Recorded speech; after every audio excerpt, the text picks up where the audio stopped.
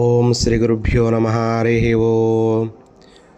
ఈరోజు మనము తెలుసుకుంటున్న విషయం ఏమిటంటే మరణము సంబంధ విషయముల గురించి ఈరోజు మనము తెలుసుకుందాము.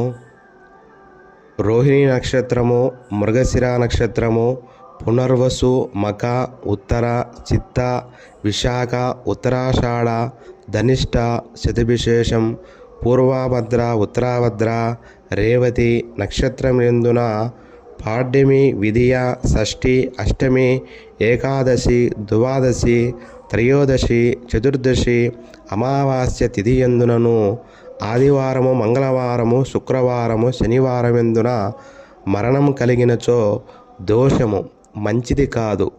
కేవలము తిథి వలన అర్ధదోషము, వారము నక్షత్రం వలన త్రిపాద దోషము, రోహిణి తిథి వార నక్షత్రముల వలన సంపూర్ణమైన దోషము. రోహిణి, మృగశిర, మక, చిత్త నక్షత్రమందున గృహమునందున మరణించినచో 3 మాసములు గృహం వదిలి వెళ్ళవలను. కృత్తిక, పునర్వసు, ఉత్తర, విశాఖ, ఉత్తరాషాఢ నక్షత్రమెందున గృహమునందు మరణించినచో 6 మాసములు ఆ గృహము విడిచివలను.